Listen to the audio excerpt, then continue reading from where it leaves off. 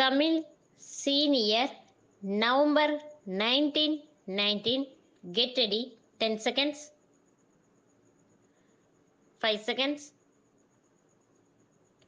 Start. பெரியோர்களே, தமிழக மக்கள் நீண்ட நாட்களாக எதிர்பார்த்து கொண்டிருந்த நல்ல நாள் இன்று உதயமாகியிருக்கிறது.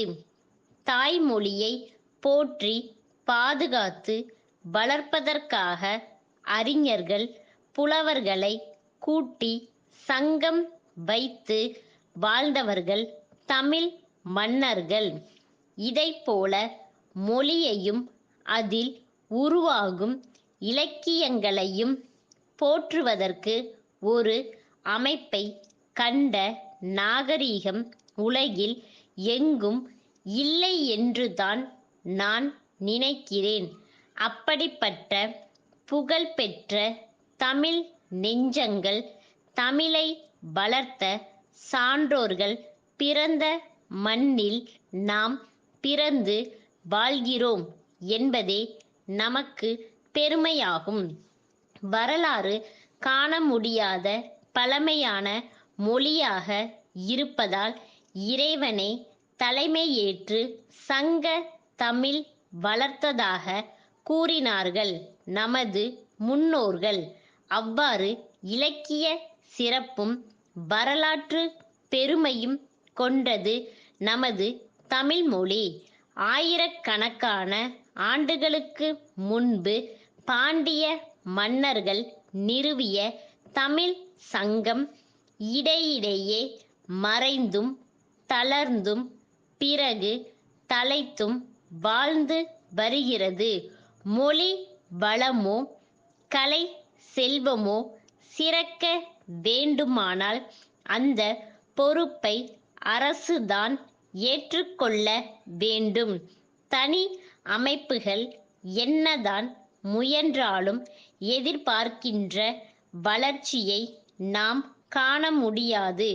இன்றைக்கு தமிழ்நாட்டில் தமிழ் சங்கம் என்ற பெயரில் சில அமைப்புகள் நடைபெற்று வந்தாலும் அவையெல்லாம் வளர்ந்து வரும் உலக நாகரிகத்துக்கு ஈடு கொடுக்கும் வகையில் நமது மொழியை வளப்படுத்துமா என்பது எனது சந்தேகம்.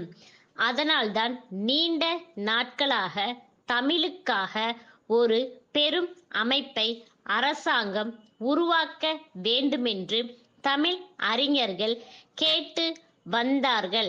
அவர்களுடைய வேண்டுகோளை மட்டுமல்ல, தமிழக மக்களின் ஆசையை நிறைவேற்றும் வகையில் தமிழக அரசு இன்றைக்கு புதிய முயற்சிக்கு அடிக்கல் நாட்டி இருக்கிறது. அதன் விளைவுதான் தமிழில் பல்கலைக்கழகம் தோன்றுவதாகும். அரசாங்கம் தமிழுக்காக ஒரு பல்கலைக்கழகத்தை உருவாக்குகின்ற நல்ல நாள் இது. தமிழ் அன்னைக்கு அரண்மனை கட்டி குடியேற்றுவது போல நான் உணர்கிறேன் என்பதை மன நிறைவோடு சொல்லிக்கொள்ள விரும்புகிறேன்.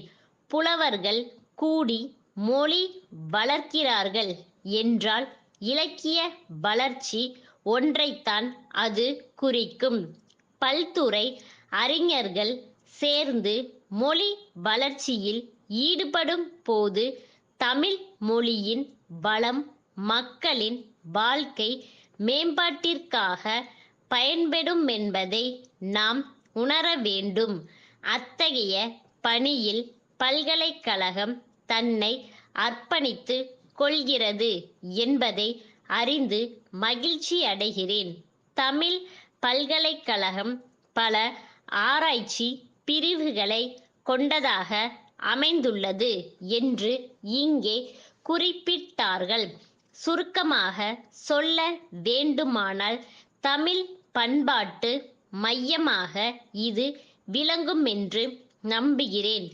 அறிவியல் தமிழ் என்றே ஒரு ஆராய்ச்சி பகுதி செயல்பட போவதாக அறிவித்தார்கள். இது மிகவும் பாராட்ட வேண்டிய ஒன்றாகும். மேல் நாடுகள் நம்மை விட 50 ஆண்டுகள் முன்னேறிய நிலையில் இருக்கின்றன. அந்த இடைவெளியை குறைக்க வேண்டுமானால் எதிர்கால சமுதாயம் தமிழிலே அறிவியலை பயில நாம் உதவி செய்ய வேண்டும். அதற்கு இந்த பல்கலைக்கழகம் துணை நிற்குமென்று நம்புகிறேன். கடலூரில் உள்ள தென் ஆற்காடு மாவட்ட ஆட்சித் தலைவர், திண்டிவனம் துணை ஆட்சித் தலைவருக்கு எழுதிய 10/6/1980 தேதியிட்ட கடிதம்.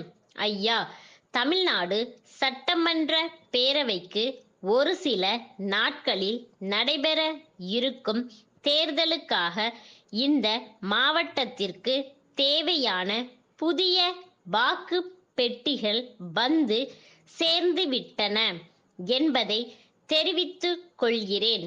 அவற்றை தொகுதி வாரியாக பிரித்து அனுப்பும் பணி இன்னும் 2 தினங்களில் முடிவடைய வேண்டும்.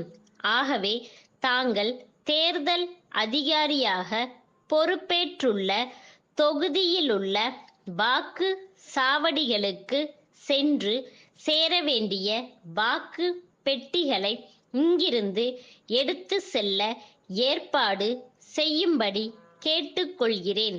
தங்கள் கட்டுப்பாட்டில் பணிபுரியும் துணை வட்ட ஆட்சியர்களில் ஒருவரையோ அல்லது பொறுப்பான அலுவலர்களில் ஒருவரையோ அனுப்பி இந்த அலுவலகத்தின் தேர்தல் பிரிவிலிருந்து அவற்றை பெற்றுக்கொள்ளலாம். வாக்கு பதிவு பணிக்கு தேவைப்படும் பல்வேறு படிவங்கள் மற்றும் முத்திரையிடும் அரக்கு, நூல் முதலிய பொருட்களை அதே சமயத்தில் எடுத்து செல்லலாம்.